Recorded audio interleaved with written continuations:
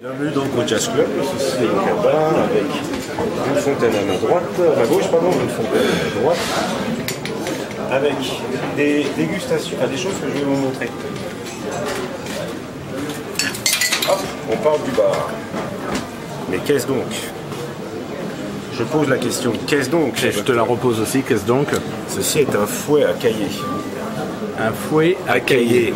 Le lait. Sauf que, qu'est-ce qui est intéressant avec ça? C'est peut-être une petite barre, mais quand on faisait les squeezels, on se sert de ça, par exemple. Époque ancienne. Heureusement, un jour, un Italien a eu l'idée de faire ce genre d'outil. C'est quand même plus élégant et plus pratique. Toujours classique, tout le monde connaît ça. Mais moi, j'aime bien Back to the Roots. Donc, il est sur le bar, si vraiment j'ai une demande. C'est là, hein, c'est pas... Qu'est-ce que ça?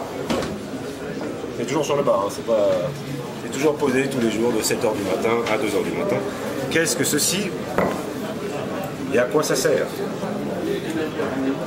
Je pose la question, docteur. Pour la glace pilée? Tout à fait. À l'époque ancienne, quand on fait comme il doit être fait, le mint julep. Là, on voit en avant-première. En avant-première. Je ne vais pas vous faire le julep, mais je vous montre les outils du bain que je tiens à avoir pour travailler et quand je forme mon équipe. Ouais. Quand on fait le julep ici, il est fait à l'ancienne, avec la cup qui est au congélateur et le marteau avec le torchon à glace. Ça, c'est le genre de choses qu'on verra dans les soirées prohibition. C'est le genre de choses qu'on verra dans les soirées prohibition. Certains maniements du marteau, certaines pratiques. Quoi d'autre? Qu'est-ce que c'est? Alors, là, qu'est-ce que c'est? Tiens, on va partir sur ça. Qu'est-ce que c'est? C'est le grand quiz. Qu'est-ce que c'est? Qu'est-ce que c'est? Qu'est-ce que c'est? Martini, Daiquiri, Bacardi. Ça sent le shaker. Ça sent le bon vieux shaker des années 50 qui me servira prochainement pour vous faire le verre dans le verre avec les outils d'époque. Ceci est un vrai outil d'époque. J'en ai un autre derrière. En termes de produits, j'ai tenu à ouvrir, par exemple, quand on parle des rhums. Alors, nous sommes en France, il y a la fameuse école française. Moi, je préfère les Jamaïcains, par exemple, personnellement. Puis en termes de travail, j'ai été formé en Allemagne. On travaillait déjà beaucoup avec eux. Ce qui fait que toute la connaissance, culture du tiki bar et des tiki bars, pour moi, sont faits ici avec les produits qui sont des bières. Tout ce qui va être cubain, j'ai un très bon partenariat. Je travaille beaucoup avec eux. Voilà. Des produits plus atypiques, vous en aurez dans mon atelier et en dégustation. Si vous voulez me suivre après l'atelier, je vous emmène à l'atelier. De choses que j'ai lors de mes voyages, de choses que maintenant mes équipes ont lors de leur voyage aussi, qui ramènent pour faire déguster à l'équipe et pour après de la création de verre. Qu'est-ce que c'est? On va rigoler, tiens. Mais qu'est-ce que c'est? Mais qu'est-ce que c'est? Eh bien, ceci est très utile pour faire un Bloody Mary de Jack Daniels. Je ne plaisante pas, c'est très drôle, c'est festif. Qu'est-ce que vous voulez avoir encore pour travailler? Ça, c'est très bien aussi. Du citron vert, la feuille de citron vert séché, c'est formidable. Lorsque tu vas à l'étranger, comment tu t'organises pour la recherche de tes produits? C'est le bouche à oreille, tu vas questionner les barman, tu regardes sur internet, qu'est-ce que tu peux trouver? Comment tu t'organises? Il y a tout. Je rentre dans la première chose que je fais, normalement, je commence à connaître un peu de monde en Europe. Donc si jamais il y a des produits tendances, on se passe un coup de bigou. Voilà. Pour donner un exemple, au Canada, il n'y a pas du tout de Saint-Germain. Par exemple. Donc ça se passe comme ça, sur des rencontres, ça se passe, je rentre dans un bar et puis je prends le temps d'aller ce qu'ils ont. Mais vraiment, je suis extrêmement pénible pour ma compagne, parce que quand je rentre dans un bar, je rentre vraiment dans un bar, je m'assois et ça peut durer 2 heures où je reprends chaque échantillon, chaque produit, puis chaque discussion avec le barman sur son verre, sa créa, qu'est-ce qui l'intéresse.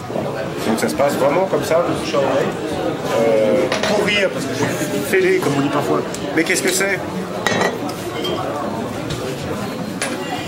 Mais qu'est-ce que c'est? Alors vas-y pour la réponse. Quiz. Je suis très mauvais en devinette. Allez, eh bien ceci est le vrai eau du lac du Maker's Mark. Ce petit lac dans le Kentucky là, qui est là, qui sert à faire le Maker's Mark. Je tenais vraiment à pouvoir travailler en cocktail avec cette eau. Donc je crois que je suis le seul bar à l'avoir. Le seul souci que j'ai, c'est qu'elle est pleine de choses vivantes, donc on ne peut pas travailler finalement avec. Mais elle est là. On vient d'entamer le printemps. Oui. Au printemps, on parle beaucoup de bière. Il paraît. Alors, la bière est à la mode en ce moment, notamment avec Croix et Heineken qui ont monté leur espace éphémère dans le 8e arrondissement. Et Champs-Élysées. Et voilà. Et la bière s'invite aussi ici au Jazz Club, mais sous forme de cocktail. Prochainement, tout à fait. La logique de la bière, la bière est quelque chose qui ne rentre pas dans le bar. C'est-à-dire, elle est là présente, c'est pas un produit aujourd'hui noble, on voit le problème qu'elle a. Et puis les professionnels commencent un peu à se réorganiser autour de ça.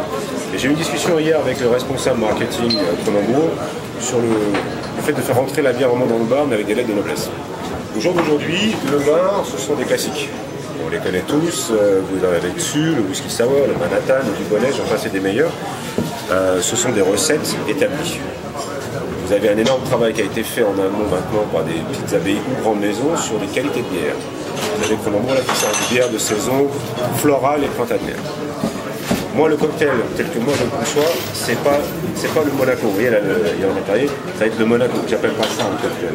Je vais appeler un cocktail, j'ai emprunté ça à Charles, qui l'avait fait un jour, et je me le suis à Charles Vexila, et je me le suis réapproprié pour le champagne ou la bière.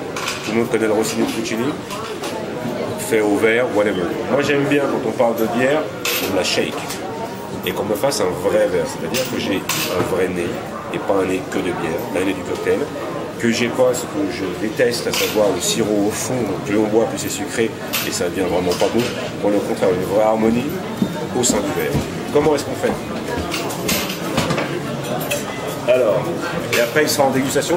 Je ne vous ferai pas le cocktail devant, parce que c'est privé, ça sera pour la carte prochainement, mais je te le ferai un peu derrière.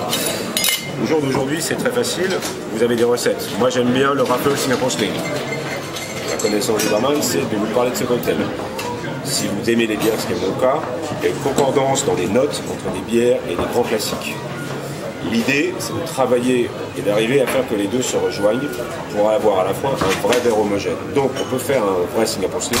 Ce qui est intéressant pour le Singapore Sling, c'est de partir sur des bières plutôt en boîte.